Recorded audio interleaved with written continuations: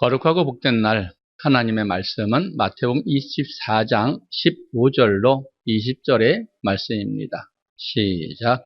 그러므로 너희가 선지자 다니엘이 말하는 바 멸망에 가정한 것이 거룩한 곳에 선 것을 보거든 읽는 자는 깨달을진저 그때 유대에 있는 자들은 지붕 위에 있는 자는 집 안에 있는 물건을 가질러 내려가지 말며 밭에 있는 자는 겉옷을 가질러 뒤로 돌이키지 말지어다. 그날에는 아이 뵌 자들과 젖 먹이는 자들에게 화가 있으리로다. 너희의 도망하는 일이 겨울에나 안식일에 되지 않도록 기도하라. 아멘. 오늘은 말세의 신앙이라는 제목으로 피차 은혜 나누는 시간 되기를 소원합니다. 그러면 요한계시록과 마태복음 24장, 마가복음 13장, 누가복음 21장에는 주님의 재림에 관한 기록으로서 두 권 모두 마지막 때의 환란에 대해 기록하고 있는 책입니다. 그러나 계시록에는 환란을 이길 수 있는 방법에 대해서 구체적으로 설명하고 있지 않지만 마태복음, 마가복음, 누가복음에서는 모두 환란에 대해서 구체적으로 기록하고 있음을 볼 수 있습니다. 이번에 배우게 될 말씀은 우리가 환란이 있을 것인데 환란을 이길 수 있는 방법에 대해서 주님께서 우리에게 보여주신 말씀으로 우리가 잘 배우도록 하겠습니다. 본문 15절에 선지자 다니엘의 말한 바 가증한 것이 거룩한 것에 선 것을 보고는 다음과 같이 하라고 주님께서 우리에게 말씀하시지요. 첫째로 16절에 유대에 있는 자들은 산으로 도망하라고 말합니다. 둘째 17절에 지붕 위에 있는 자는 집 안에 물건을 가질러 내려가지 말라. 18절에 밭에 있는 자는 겉옷을 가질러 뒤로 돌이키지 말라. 19절과 20절에 아이 뵌 자들과 젖 먹이는 자들은 도망하는 일이 겨울에나 안식일이나 되지 않도록 기도하라고 말합니다. 여러분, 선지자 다니엘이 말한 바 멸망에 가증한 것이 거룩한 것에 선 것을 보거든이란 말씀은 AD 70년에 로마의 티토 장군이 예루살렘, 곧 이스라엘을 침공해서 함락되고 맙니다. 그럴 때 그 예루살렘 성전에 제우스 신을 거기다 세우고 신상을 세웠죠. 또한 지금도 예루살렘에는 이슬람 사원이 서 있는 것을 봅니다. 그것이 멸망에 가증한 것들이 섰 것을 다니엘이 말한 바 이루어졌다는 말씀이지요. 따라서 마태복음 24장 15절로 20절의 말씀은 주께서 승천하신 이후부터 말세가 시작되는데 우리가 어떠한 신앙으로 살아가야 마땅한가를 설명해 주고 있으며 또 이 말세가 시작되면 어떠한 신앙으로 살아야 되는지 산으로 도망가고 기도를 해야 되고 또한 우리가 마른밭이 옥토밭이 되어야 되는 것의 이유를 마태복음 24장 21절에서 설명하고 있음을 볼 수 있습니다. 시작. 이는 그때 큰 환란이 있겠음이라 창세로부터 지금까지 이런 환란이 없었고 후에도 없으리라. 아멘. 이는 곧 마태복음 24장 16절로 20절의 말씀과 같이 큰 환란이 있는데 창세로부터 지금까지 없었고 후에도 없을 환란이 있기 때문이라고 말씀합니다. 이런 점에서 16절로 20절의 말씀은 말세에 우리가 어떻게 살아야 할 신앙에 대해서 보여주는 동시에 그날 환란을 이기고 그 환란을 이기고 나올 수 있는 방법에 대해서 말씀하고 있습니다. 이를 염두에 두고 우리가 오늘 16절, 17절, 18절 또한 19절, 20절에서 말씀하시는 그 내용을 뜻을 하나씩 살펴보기로 하겠습니다. 먼저 유대에 있는 자들은 산으로 도망하라 합니다. 유대에 있는 자는 무슨 뜻인가? 예수님 믿는 사람들을 말합니다. 예수님 믿지 않는 사람들은 성경과 상관이 없고 심판과 상관이 없는 사람들이죠. 특히 유대에 있는 사람들은 산으로 도망하라. 곧 예수님 믿는 사람들은 산으로 도망하라. 곧 교회 중심으로 생활하라는 말씀입니다. 마태복음 24장 16절의 말씀 보시겠습니다. 시작. 그때 유대에 있는 자들은 산으로 도망할지어다. 아멘. 말세에 가져야 할 신앙, 즉 환난을 이길 수 있는 방법 가운데 첫 번째로 예수님은 그때에 환난 때에 유대에 있는 사람들은 산으로 도망하라고 말씀하십니다. 여러분, 이스라엘 자손에게 산은 그러면 어떠한 의미가 있는 것을 보시면은 구약 시대에 하나님은 아브라함을 택하시고 그의 후손 이스라엘 백성들이 이방 나라의 객이 되어서 400년 동안 그 나라를 섬기다가 하나님께서 그들을 징치하신 후에 그 재물을 이끌고 나오리라 예언하셨습니다. 그 후손이 바로 선민 이스라엘 자손이요 그 이방 나라는 애굽을 말하고 있습니다. 그 예언대로 야곱 때 가나안에 기근이 찾아오지만 하나님의 은혜로 애굽에 먼저 내려간 요셉으로 인해서 야곱이 그 식솔 70인과 함께 애굽에 내려가게 되지요. 그러나 요셉의 행적을 모르는 새로운 왕이 나타남으로 말미암아 이스라엘 자손의 생육이 다함과 또한 창성함의 위협을 느끼고 그들을 고역으로 말미암아 괴롭히기 시작합니다. 심지어 남자아이가 태어나면 무조건 죽이도록 명령도 합니다. 이런 고통으로 인해 이스라엘 자손은 하나님 앞에 부르짖기 시작했고 하나님은 그들의 신음을 듣고 아브라함과 이삭과 야곱에게 약속하신 그 약속을 생각하십니다. 그리고 마침내 출애굽 역사를 이루기 위해 모세를 불러 그에게 이스라엘 자손을 애굽에서 구원하여 내시라는 사명을 주십니다. 이 장면이 출애굽기 3장 10절로 12절의 말씀입니다. 시작. 이제 내가 너를 바로에게 보내어 너로 내 백성 이스라엘 자손을 애굽에서 인도하여 내게 하리라. 모세가 하나님께 구하되 내가 누구 간데 바로에게 가며 이스라엘 자손을 애굽에서 인도하여 내리까. 하나님이 가라사대 내가 정녕 너와 함께 있으리라. 내가 백성을 애굽에서 인도하여 낸 후에 너희가 이 산에서 하나님을 섬기리니 이것이 내가 너를 보낸 증거니라. 아멘. 여러분, 내 백성을 이스라엘 자손을 애굽에서 인도하여 내라는 하나님의 부르심 앞에 모세는 말과 행사가 능통했던 40년 전의 모습과 지금의 초라한 모습을 비교하여 내가 누구간데 이 백성에게 가며 이 백성을 어떻게 애굽에서 인도하여 내릴까라며 그 부르심을 거절하지만 하나님은 모세의 이 말에 내가 정녕 너와 함께 있으리라. 내 백성을 애굽에서 인도하여 낸 후에 이 산에서 하나님을 섬기리니 이것이 내가 너를 보낸 증거라고 말씀하시면 오늘날로 말하면 성도들로 하나님을 섬기게 하는 것이 주의 종의 사명이라는 것입니다. 그런 의미며 모세로 하여금 사명을 감당할 이유를 말씀하시는 것이죠. 이는 하나님께서 모세를 통해서 이스라엘 백성들을 출애굽시키신 목적이 이 산에서 하나님을 섬기게 하기 위함이며 하나님께서 모세를 종삼아 보내신 증거라는 말씀입니다. 여러분, 이스라엘 출애굽 목적은 하나님께서 그리스도의 피로 우리를 구원하신 목적, 더 나아가서 사람을 이 땅에 창조하신 목적을 뜻합니다.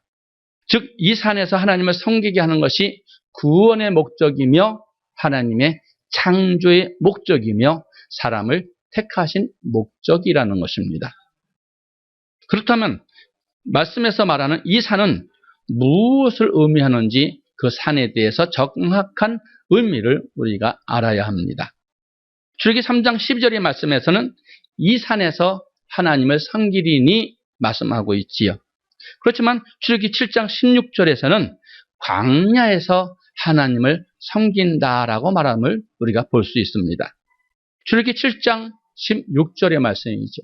시작. 그에게 이르기를 히브리 사람이 하나님 여호와께서 나를 왕에게 보내어 이르시되 내 백성을 보내라. 그들이 광야에서 나를 섬길 것이니라 하였으나 이제까지 내가 듣지 아니하도다. 아멘. 말씀과 같이 광야에서 나를 섬길 것이니라. 이로써 산과 광야는 서로 같은 의미임을 우리가 알 수 있습니다.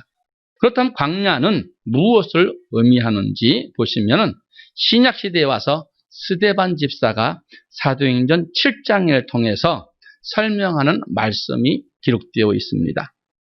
사도행전 7장 6절과 7절의 말씀이지요. 시작. 하나님이 또 이같이 말씀하시되 그 씨가 다른 땅에 나그네 되리니 그 땅 사람이 종을 삼아 400년 동안을 괴롭게 하리라 하시고 또 가라사대 종 삼은 나라를 내가 심판하리니 그 후에 저희가 나와서 이곳에서 나를 섬기리라 하시고. 아멘. 아브라함의 자손 곧 이스라엘 자손이 애굽 땅에 나그네 되어 400년간 괴롭힘을 당한 후에 여호와께서 그 종 삼은 나라 애굽을 징치하고 심판하시리니 그 후에 이스라엘 자손이 큰 재물을 가지고 애굽에서 나와 이곳에서 여호와 하나님을 섬기게 될 것이라고 말씀하심을 보셨습니다. 그렇다면 이곳은 어디를 말씀하시는지 사도행전 7장 38절을 통해서 이곳이 어디를 말씀하시는지 보시기 바랍니다. 시작. 시내산에서 말하던 그 천사와 및 우리 조상들과 함께 광야 교회에 있었고 또 생명의 도를 받아 우리에게 주던 자가 이 사람이라. 아멘. 광야 교회라고 말씀합니다. 시내산에서 생명의 도를 받아 우리에게 주던 자는 모세를 말합니다. 모세가 애굽에서 나온 이스라엘 자손과 함께 광야 교회에 있으면서 생명의 도를 받아서 그 백성에게 전했다고 말씀하시지요.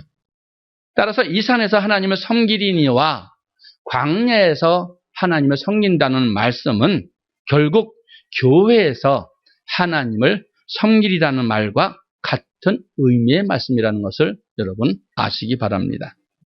이것이 하나님께서 이스라엘 자손을 출애굽시키신 목적, 곧 우리를 창조하시고 택하신 목적입니다.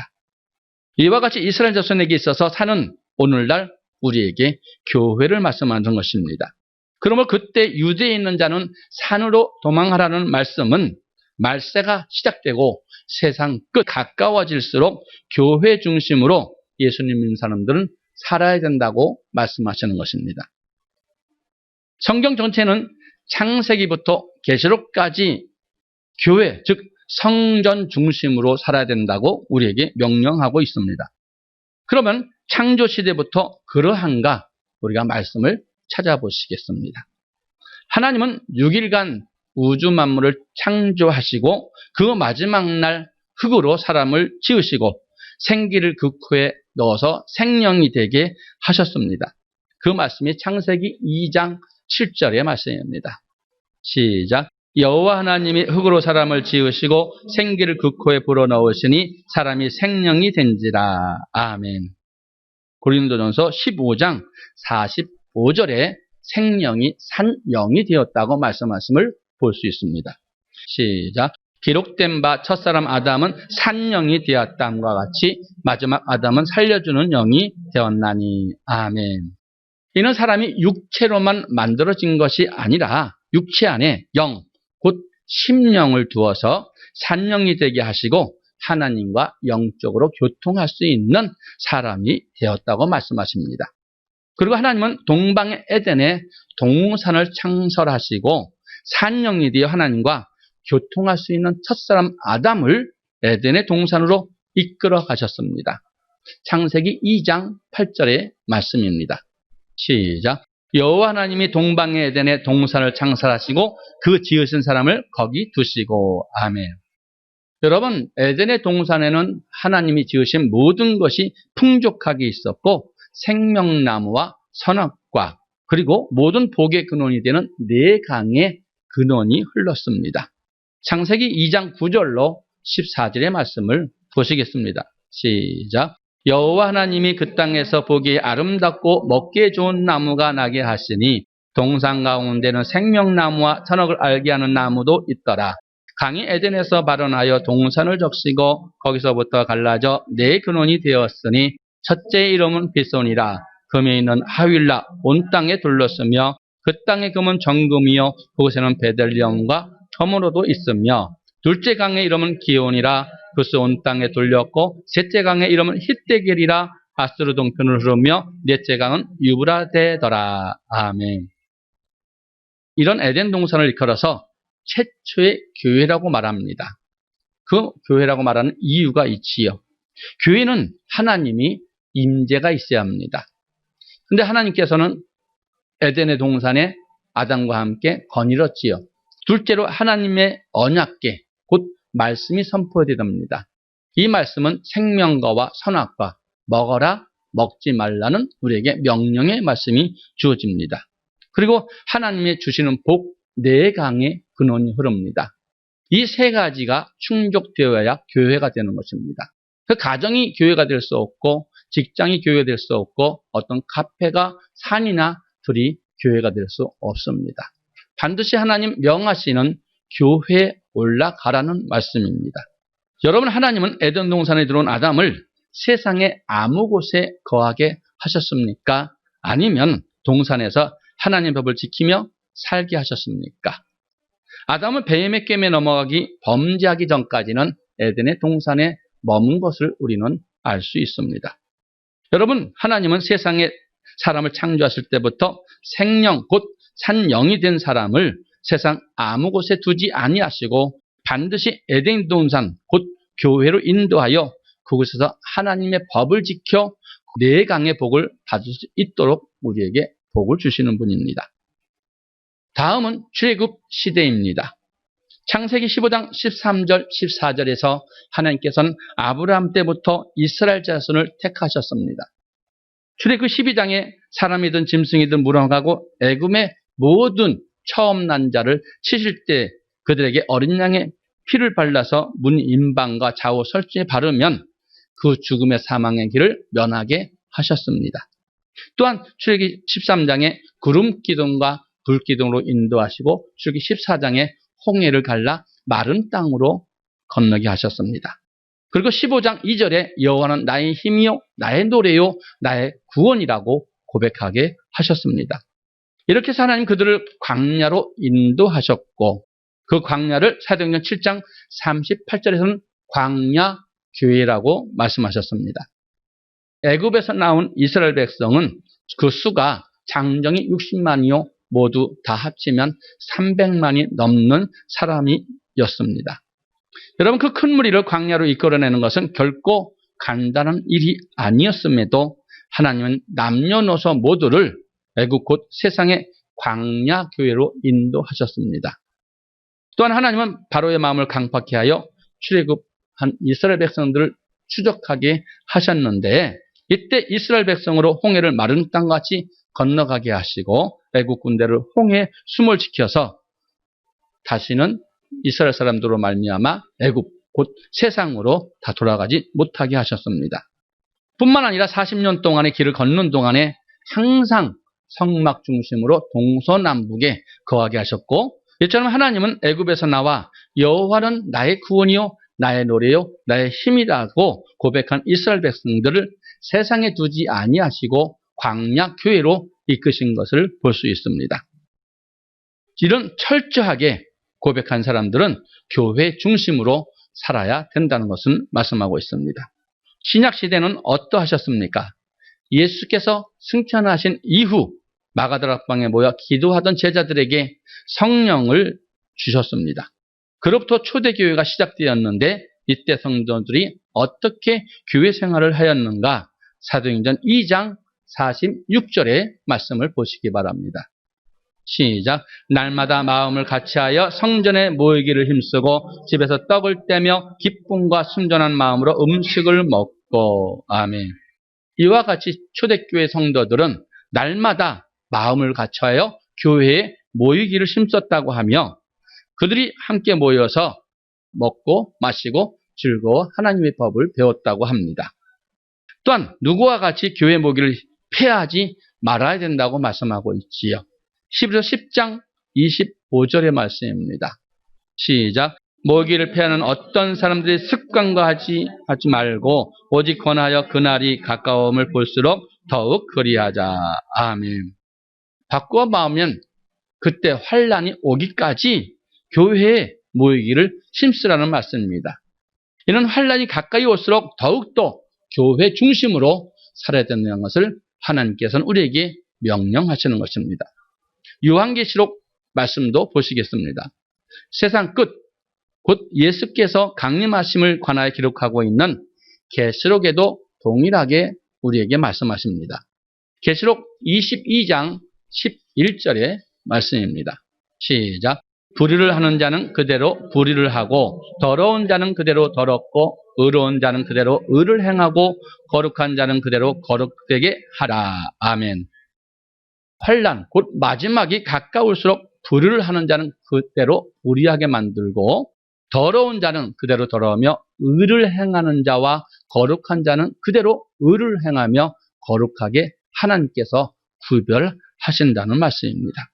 이는 날마다 마음을 같이하여 교회에 모이기를 힘쓰는 자는 계속해서 교회에 모이기를 힘쓰게 되고 교회 중심으로 살지 않고 세상 중심으로 살아가는 사람들은 그들끼리 마음을 같이하여 계속해서 세상 중심으로 살아가게 하겠다는 하나님의 말씀입니다. 이와 같은 성경은 창세기부터 요한계시록까지 예수님을 믿고 영이 거듭난 사람은 세상을 떠나 반드시 교회로 들어와 교회 중심으로 살아야 된다는 것을 우리에게 말씀하시는 것입니다. 매주일 교회에 나와서 예배 드리는 것은 물론이거니와 그 외 다른 날에도 철저히 교회 중심으로 살아야 한다는 것을 말씀합니다. 그렇다면 왜 교회 중심으로 생활해야 하는가? 말씀과 같이 그때 유대에 있는 자는 산으로 도망하라는 말씀과 같이 성경의 말세가 시작되면서부터 더욱 철저하게 교회 중심으로 살라고 하는 그 말씀의 이유가 첫째, 세상에서는 마귀의 공격, 곧 음부의 권세를 이길 수 없기 때문입니다. 하나님은 이스라엘 자손이 고통 중에 부르짖고 신음을 들으시고 아브라함과 이삭과 야곱에게 맹세하신 언약을 기억하사 그들이 애굽에서 구원하내시기로 작정하셨습니다. 그래서 모세를 세워 애굽의 바로에게 보내시며 말씀하시기를 내 백성을 보내라 그들이 광야에서 나를 섬길 것이니라 말씀하셨습니다. 그러나 하나님께서는 그 바로의 마음을 강폭해 하심으로 말미암아 그 말을 듣지 않았고 이 하나님께서는 애굽 땅에 재앙을 내리시기 시작했는데 그 과정 중에서 바로가 모세를 불러 다음과 같이 제안하는 말씀이 있습니다. 이 말씀이 출애굽기 8장 25절의 말씀입니다. 시작. 바로가 모세와 아론을 불러 이르되 너희는 가서 이 땅에서 너희 하나님께 희생을 드리라. 아멘. 여러분, 바로는 모세와 아론에게 너희는 가서 하나님께 희생을 드리되 이 땅, 곧 애굽에서 희생을 드리라고 말을 합니다. 그러나 모세는 어떻게 대답하는지 출애굽기 8장 26절의 말씀을 보시기 바랍니다. 시작. 모세가 가로되 그리함은 불가하니이다. 우리가 우리 하나님 여호와께 희생을 드리는 것은 애굽 사람의 미워하는 바이온즉 우리가 만일 애굽 사람의 목전에서 희생을 드리면 그들이 그것을 미워하여 우리를 돌로 치지 아니하리까. 아멘. 여러분, 결코 애굽 땅에서 즉 세상 아무 곳에서나 예배 곧 희생을 드릴 수 없다고 모세는 단호하게 말씀을 합니다. 애굽은 세상을 상징합니다. 따라서 모세가 하신 이 말씀은 결단코 세상에서 하나님께 희생 곧 예배를 드릴 수 없다고 말씀하시는데 그 이유가 우리가 우리 하나님 여호와께 희생을 드리는 것은 애굽 사람이 미워하는 바이온즉 우리가 그들의 목전에서 희생을 곧 예배를 드리면 돌로 친다는 것입니다. 왜요? 미워하기 때문에 그렇지요. 여러분, 애굽이 세상을 상징한다면 바로와 애굽 사람은 세상 권세 잡은 악의 영, 곧 마귀의 세력을 상징합니다. 즉 우리 하나님 여호와께 희생을 드리는 것은 마귀가 미워하는 것이어서 우리가 세상 아무 곳에서 하나님께 희생을 드리고 예배를 드리게 되면 마귀의 공격을 받아서 우리의 믿음이 급격히 떨어지기 때문에 절대 세상에서 희생, 곧 예배 드릴 수 없다고 모세는 단호하게 말씀하시는 것입니다. 이와 같은 맥락의 말씀이 신약의 마태복음 16장 16절로 18절에서도 말씀하고 계심을 볼 수 있습니다. 시작. 시몬 베드로가 대답하여 가로되 주는 그리스도시요 살아계신 하나님의 아들이시니이다. 예수께서 대답하여 가라사대 바요나 시몬아 내가 복이 있도다. 이를 내게 알게 하니는 혈육이 아니요 하늘에 계신 내 아버지시니라. 또 내가 내게 이르노니 너는 베드로라. 내가 이 반석 위에 내 교회를 세우리니 음부의 권세가 이기지 못하리라. 아멘. 여러분, 주는 그리스도시요 살아계신 하나님의 아들이시니다라는 베드로의 고백에 예수님은 바요나 시모나 내가 복이 있도다. 이를 내가 알게 하니는 혈육이 아니요 하나님께서 알게 하셨다고 말씀합니다. 이 베드로의 고백이 하나님의 은혜로 된 것임을 지금 말씀하시는 것입니다. 그리고 내가 이 반석 곧 베드로의 고백 위에 내 교회를 세우리니 음부의 권세가 이기지 못하리라고 말씀하십니다. 이 음부의 권세는 세상에 역사하는 마귀의 권세를 말하고 있지요. 마귀는 공중의 권세 잡은 자로서 우리로 하여금 육체의 욕심을 따라가게 하는 그런 영들입니다. 에베소서 2장 2절로 3절의 말씀을 보시겠습니다. 시작. 그때 너희가 그 가운데서 행하여 이 세상 풍속을 좇고 공중의 권세 잡은 자를 따랐으니 곧 지금 불순종의 아들들 가운데 역사하는 영이라. 전에는 우리도 다 그 가운데 우리의 육체의 욕심을 따라 지내며 육체와 마음이 원하는 것을 하여 다른 이들과 같이 본질상 진노의 자녀였더니. 아멘. 대표적인 세상 풍속의 형태가 호색을 쫓게 만듭니다. 간음입니다. 또한 탐심하게 하여 우상숭배합니다. 또한 자기 영광을 구하여 하나님의 영광을 구하지 못하게 하는 것이 세상의 악한 영들과 세상 사람들이 구하는 것이라고 말씀합니다. 베드로후서 2장 1절로 4절의 말씀을 보시면 이해하실 수 있을 것입니다. 시작. 그러나 민간에 또한 거짓 선지자들이 일어났었나니 이와 같이 너희 중에도 거짓 선생들이 있으리라. 저희는 멸망케 한 이단들을 가만히 끌어들여 자기들의 사신주를 부인하고 임박한 멸망을 스스로 취하는 자들이라. 여럿이 저희 호색하는 것을 쫓으리니 이로 인하여 진리도가 해방을 받을 것이요 저희가 탐심을 인하여 지은 말을 가지고 너희로 이를 삼으니 저희 심판은 옛적부터 지체하지 아니하며 저희 멸망은 자지 아니하느니라. 하나님이 범죄한 천사들을 용서치 아니하시고 지옥에 던져 어두운 구덩이에 두어 심판 때까지 지키게 하셨으며. 아멘. 따라서 이 반석 위에 내 교회를 세우리니 음부의 권세가 이기지 못하리라는 말씀은 세상에는 마귀의 권세, 곧 공격에 노출되어 있지만 교회는 음부의 권세가 이기지 못한다 이 말씀입니다. 베드로후서 2장 7절 8절에서 보면 교회 중심으로 살아가지 않고 세상에 속하여 살아갈 때 우리의 믿음이 어떻게 되는지를 자세히 보여주는 말씀이 베드로후서 2장 7절로 8절의 말씀입니다.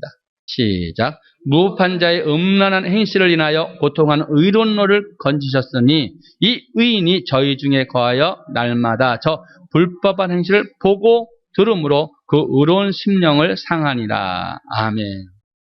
지금 성경에서 롯은 의인이라 불리울 만큼 그 행위가 의로운 사람입니다. 그러나 소돔과 고모라의 땅에 가면서 그 사람들이 불법한 행실을 보고 들음으로 말미암아 그 의로운 심령이 상했다고 지금 말씀하심을 봤습니다. 이는 그 행실을 보고 들음으로 말미암아 그 믿음이 더러워졌다는 것입니다. 그래서 이 돌로 친다는 것이 곧 그 영혼이 더러워진다는 말씀과 같은 것이지. 롯은 소돔과 고모라 사람들처럼 불법을 하는 것이 아니라 단지 그들의 불법만 행실을 보고 들었을 뿐인데 그럼에도 불구하고 심령이 상했다, 약해졌다, 더러워졌다는 말씀입니다. 이는 하나님의 말씀대로 순종할 수 있는 힘을 잃어버리게 되었다는 것이죠. 여러분, 다윗의 경우가 어땠습니까? 성경은 다윗을 가리켜 하나님의 마음에 합한 자라고 말씀하심을 우리는 알고 있습니다. 그는 소년 시절 블레셋과의 전쟁에서 이스라엘 모든 장수가 떨고 있을 때 만군의 여호와의 이름으로 담대히 나가서 그 장수 골리앗을 죽이고 그 목을 벤 사람이었습니다. 아주 신앙생활이 투철한 사람이었죠.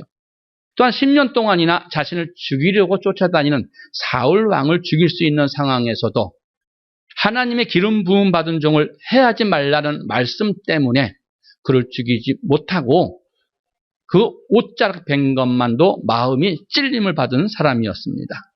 그러나 이런 다윗도 성전 중심으로 살지 않고 세상을 바라보았을 때는 의로운 심령을 지키지 못하고 하나님 앞에 큰 죄를 범하게 됩니다.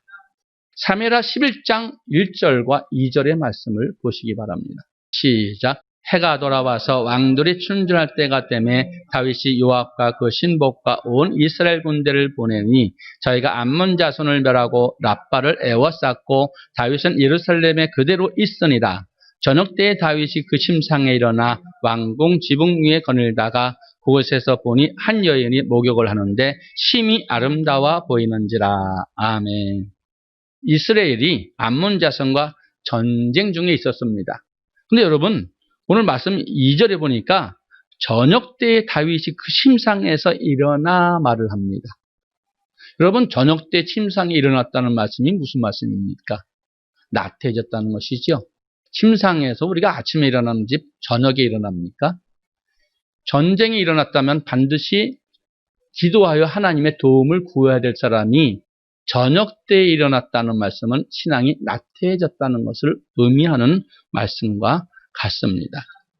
그가 왕궁 지붕 위를 거닐다가 목욕하는 한 여인을 보게 됩니다.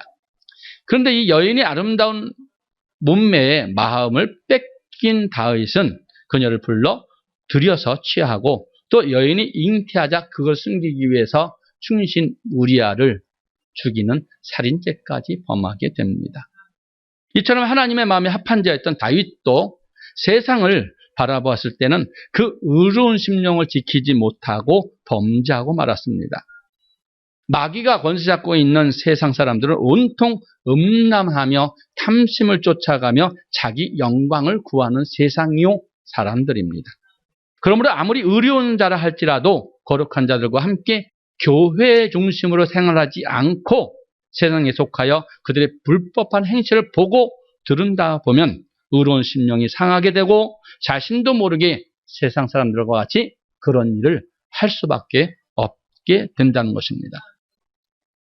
한편 성경은 호색으로 인해서 진리의 도가 해방받는 뿐만 아니라 호색하는 자들은 하나님의 나라를 유업으로 얻지 못한다고 말씀하심을 볼 수 있고 탐심은 우상숭배로서 탐심한 자들이란 심판이 옛적부터 자지 않고 그들을 멸망시킨다고 말씀하심을 볼 수 있습니다. 또한 자기 영광을 구하는 데 대해서 하나님은 루시퍼 사건을 통해서 철저히 심판하심을 우리는 봤습니다. 따라서 교회 중심으로 살지 않고 세상에 속하여 그들의 불법한 행실을 보고 들음으로 의로운 심령이 상하게 되면 결국 환난 날에 하나님께서 도와줄 수 없다는 것이죠. 왜요? 순종하지 않는 사람들은 하나님께서 환난 때 구원해 주지 않기 때문에 그렇습니다. 세상은 주님의 재림 때 가까워질수록 더욱 악이 관영해지고 악화해져 갑니다. 그러므로 세상에서는 마귀의 권세를 이길 수 없으므로 악한 세대에 음부의 권세를 이기고 주 앞에 서기 위해서는 교회에 모이기를 힘쓰고 패하는 자들이 되지 말아야 된다는 것입니다. 그러면 날마다 교회에 모이기를 힘쓰고 철저히 교회 중심으로 살아야 된다는 것을 의미합니다. 둘째, 교회 중심으로 살아가야 하는 이유. 이는 교회 중심으로 살아갈 때 환난을 이길 수 있기 때문입니다. 시편 27편 4절의 말씀입니다. 시작. 내가 여호와께 청하였던 한 가지 일, 곧 그것을 구하리니 곧 나로 내 생전에 여호와의 집에 거하여 여호와의 아름다움을 앙망하며 그 전에서 사모하게 하실 것이라. 아멘. 편 27편은 다윗의 시입니다. 이 시에서 다윗이 일평생 하나님께 어떠한 능력이나 부를 구하지 않았습니다. 권세도 구하지 아니했습니다. 아무것도 구하지 않았지요. 오직 한 가지, 나로 내 생전에 여호와의 집에 거하여 여호와의 아름다움을 앙망하며 그 전에서 사모할 것을 구하였습니다. 일평생 여호와의 집에서 주의 아름다움을 앙망하며 살기를 기도하였다는 말씀이죠. 그럼 그 이유가 무엇인지 시편 27편 5절의 말씀을 보시기 바랍니다. 시작. 여호와께서 환난 날에 나를 그 초막 속에 비밀히 지키시고 그 장막 은밀한 곳에 나를 숨기시며 바위 위에 높이 두시리로다. 아멘.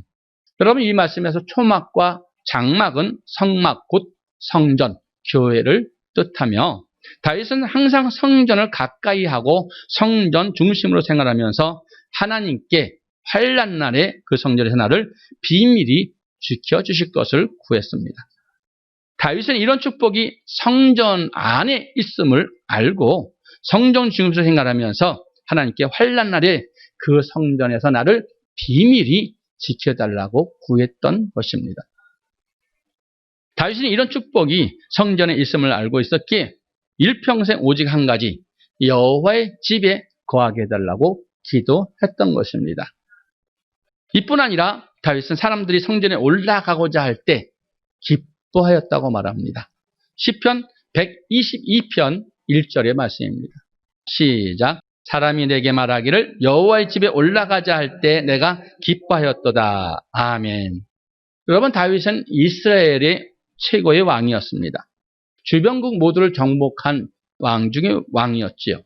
세상 모든 명예와 부와 쾌락을 누리면서 하나님의 성전을 멀리할 수도 있었을 것입니다.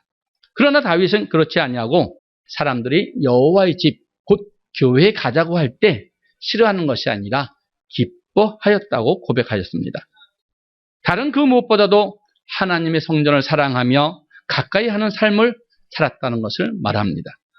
왜 그랬을까요? 다윗은 하나님의 집에서 도우심이 있다는 것을 믿고 알았기 때문입니다.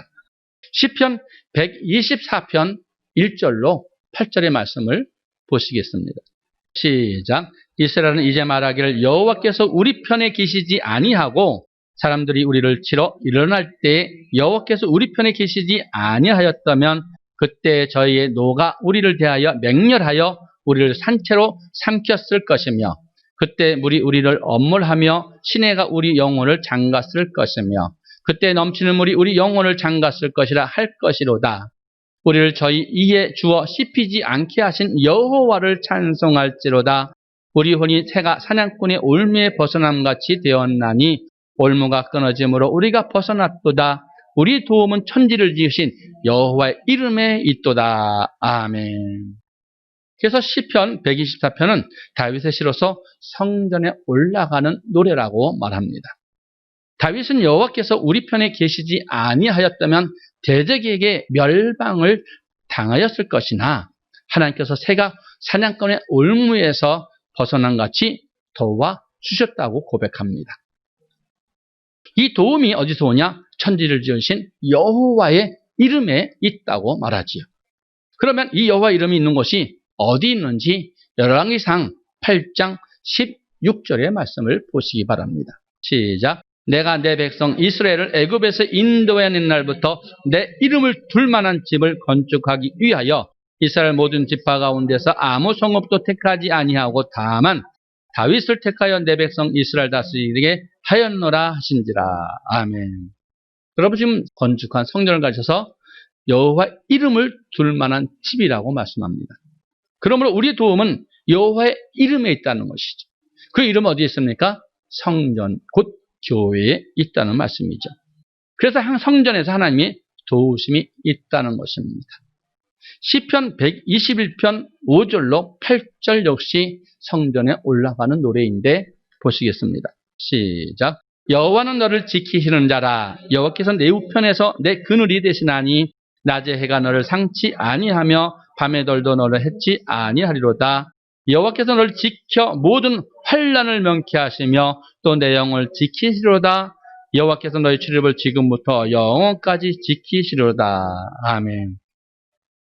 여러분, 성전을 가까이 하며 성전 중심으로 살아갈 때 하나님 우리의 우편에서 그늘이 되어 주심으로 낮의 해가 우리를 상하게 못하시며 밤의 달도 해치 못한다고 말합니다. 또 하나님께서 우리를 지키사 모든 환난을 명쾌해 줄 뿐만 아니라 우리 영혼을 지키시되 영원까지 곧 천국에 들어갈 때까지 우리를 지켜주신다고 말씀하십니다. 이처럼 하나님이 계시는 성전을 통해서 환난 날에 하나님의 보호하심과 도우심을 얻을 수 있다는 것입니다. 다윗은 누구보다도 이 사실을 잘 알았기 때문에 성전 중심으로 살았고 성전에 누가 올라가자 할 때 기뻐하였다고 말합니다. 그러므로 그날 환난 후 주께서 강림하실 때 영광의 부활로 나오기를 사모하는 모든 성도들은 환난 날에 하나님의 도우심을 받을 수 있도록 하나님의 전에 오르기를 즐거워하며 교회 중심으로 살아감으로 말미암아 주 맞을 준비 힘써야 될 줄 믿습니다.